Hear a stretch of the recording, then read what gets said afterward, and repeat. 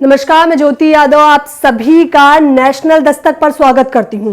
धीरेंद्र शास्त्री जो इन दिनों चर्चा का विषय बने हुए हैं, आपको बता दें कि उन्होंने एक और बात ऐसी कही है जो अब फिर से वो विवादों में आ जाएंगे। उन्होंने कहा कि रामचरितमानस को राष्ट्रीय ग्रंथ घोषित कर देना चाहिए। जी हाँ, आपने बिल्कुल सही सुना। ये वही रामचरितमानस है जो पिछले कुछ दिनों से विवादों में आ घिरी थी, जब बिहार के शिक्षा मंत्री ने एक कटु या आप ये कह ले सत्य वचन कह दिया था, जिसके बाद जो जमावड़ा उमड़ा। यहां तक ही नहीं, एक संत ने ये तक कह दिया कि अगर कोई मुझे उनकी जीभ काट के लाएगा तो मैं उसे 10 करोड़ का इनाम दूंगा। जिसके बाद मैं आपको बताना चाहूंगी कि जब उन्होंने ये बात कही संत ने, तो उनके विरोध में इतना बड़ा जमावड़ा उमड़ा कि कई सारे लोगों ने कहा कि जो उनकी गर्दन काट के लाएगा संत की, मैं उसे 20 करोड़ का इनाम दूंगा। खैर, मुद्दा ये नहीं है। सवाल ये है कि रामचरितमानस जिसे वो राष्ट्रीय ग्रंथ घोषित करना चाहते हैं, उससे पहले भी उन्होंने कहा था कि तुम मेरा साथ दो, मैं तुम्हें हिंदू राष्ट्र दूंगा। ये शब्द है धीरेंद्र शास्त्री के।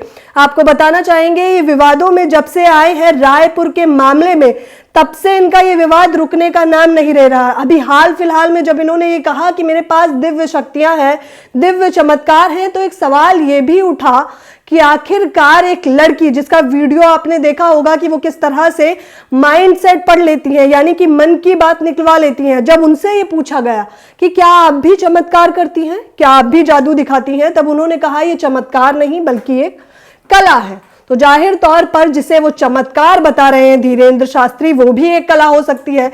लेकिन जब सुहानी ने ये बात कही तो उनके विरोध में, आक्रोश में ट्विटर पर बॉयकॉट सुहानी भी ट्रेंड करने लगा। मैं आपको दिखाना चाहूंगी कि किस तरह से ना केवल धीरेंद्र शास्त्री के समर्थन में जनता है, बल्कि कई सारे बड़े बड़े एंकर भी हैं, जैसे चित्रा त्रिपाठी, जिन्होंने क्या लिखा है उनका ट्वीट पढ़ के मैं आपको सुनाना चाहूंगी। उन्होंने एक वीडियो अपने ट्विटर हैंडल पर शेयर किया है। लिखा है, सनातन धर्म यही सिखाता है, बागेश्वर धाम सरकार, लाखों लोग इन्हें सुनने के लिए आए हैं, तो उनके पीछे कोई ना कोई कारण जरूर होगा। अपने शब्दों से बांधकर रखने की अद्भुत कला 26 साल के बागेश्वर सरकार जी ही कर सकते हैं।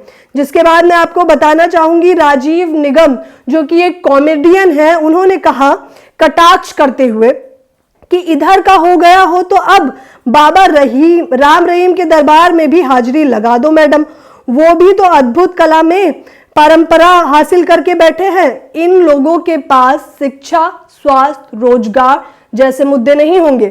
इन लोगों के पास अगर कुछ होगा तो वो धीरेंद्र शास्त्री के चमत्कारी दरबार को दिखाने का।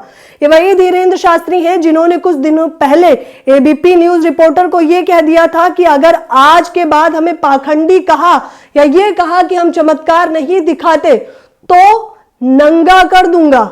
अब सवाल तो ये भी उठता है कि ये मेन स्ट्रीम मीडिया, या जिसे कुछ लोग गोदी मीडिया कहते हैं, उसे क्या नंगा करेंगे, क्योंकि ट्विटर पे तो ऑलरेडी उन्हें बताया जाता है कि वो पहले से ही नंगे हैं।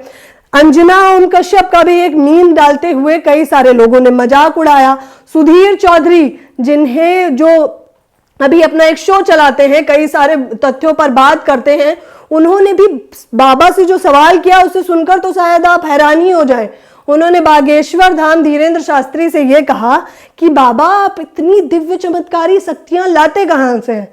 अब जरा सोच के देखिए, एक धीरेंद्र शास्त्री जिन पर यह आरोप लगाए जा रहे हैं कि किस तरह से वो पाखंड फैलाते हैं, किस तरह से वो बस फेसबुक की जानकारियां जनता तक पहुंचा देते हैं और ऐसा बताते हैं कि उनके पास दिव्य शक्तियां हैं, किस तरह से वो ये बताते हैं कि उनकी श्री राम, हनुमान, रावण तक से बात होती है। तो अगर इतनी ही शक्तियां हैं तो इन्हें एक चैलेंज और दिया गया था इस बीच में कि अभी जोशीमठ में जो मामला गरमाया हुआ है कि क्या धीरेंद्र शास्त्री में इतनी शक्तियां हैं तो वो जोशीमठ में पड़ने वाली दरारों को रोक सकते हैं। इसके बाद धीरेंद्र शास्त्री और उनके जितने भी भक्त हैं उन्होंने चुप्पियां साध ली। इस तरह से जो मेन स्ट्रीम मीडिया है वो मुद्दों से जनता को भटकाने का काम करती है। वो लोग क्या चाहते हैं, अब सवाल ये उठता है। तो जाहिर तौर पर वो यही चाहते हैं कि सारी के सारी जनता और मुख्य तौर पर कुछ जो निचले तबके के लोग हैं, जो अभी भी पूर्णतः शिक्षा प्राप्त नहीं कर पाए हैं, वो वर्ग दबा रहेगा तो इन लोगों की ही सुनता रहेगा। और अगर सवाल पूछेगा तो ऐसे ही ये भटकाने का प्रयास करेंगे। अगर रामचरितमानस में कुछ लिखा गया था तो वो विवादित कैसे हो सकता है, और अगर वो इतना ही गलत है तो उसे हटाया क्यों नहीं जाता। सत्य वचन कटु वचन जैसे हो गए हैं। जाहिर तौर पर ट्विटर पर अभी ये बवाल थमने का नाम नहीं लेगा। धीरेंद्र शास्त्री के समर्थन में जो जमावड़ा पिछले 2-3 दिनों से लगातार ट्विटर पर आपको देखने को मिल रहा होगा, वो चौंकाने वाला है। वो ये सोचने पर मजबूर कर देता है कि जनता किस कदर भटक चुकी है अपनी राह से। शिक्षा, स्वास्थ्य, रोजगार से हटकर लोग किस तरह से ब्राह्मणवाद कह लीजिए आप, या फिर आप ये कह लीजिए कि भक्ति में लीन करके जनता को भटकाने का प्रयास किया जा रहा है। और ये काम सिर्फ कुछ पंडित नहीं करते, सिर्फ धीरेंद्र शास्त्री जैसे लोग नहीं करते, बल्कि बड़े बड़े बीजेपी पद में आप देखिए कि किस तरह से जो सांसद है वो भी समर्थन में आ गए हैं धीरेंद्र शास्त्री के, और कह रहे हैं कि मैं तो इनके दिव्य दरबार में जरूर जाना चाहूंगा क्योंकि मुझे भी इन पर पूर्णतः भरोसा है। अब आप इसी से अंदाजा लगा सकते हैं कि जो लोग उन्हें देखते होंगे वो किस तरह से उनकी छवि बनाने का प्रयास कर रहे हैं। आप बताइए कि धीरेंद्र शास्त्री की जो आस्था की वो बात कर रहे हैं, जाहिर तौर पर हम भी आस्था से जुड़े हुए हैं, हम भी आस्था में विश्वास करते हैं, लेकिन आस्था और पाखंड में एक लकीर होती है जिसे समझना बेहद जरूरी है। आम जनता के रूप में मैं आपको चाहूंगी कि आप लोग उसे समझें और मुद्दों से ना भटके, मुद्दों पर रहें और उसी पर बातचीत करें।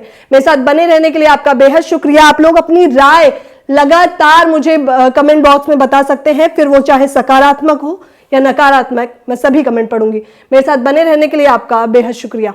नेशनल दस्तक की आपसे गुजारिश है कि अगर इसको बचाना चाहते हैं तो नेशनल दस्तक को सब्सक्राइब करने के लिए रेड कलर के सब्सक्राइब बटन को दबाएं, फिर बेल आइकन की घंटी दबाएं। नेशनल दस्तक को बचाने के लिए बहुत जरूरी है कि हर खबर को शेयर करें, लाइक करें, कमेंट जरूर करें।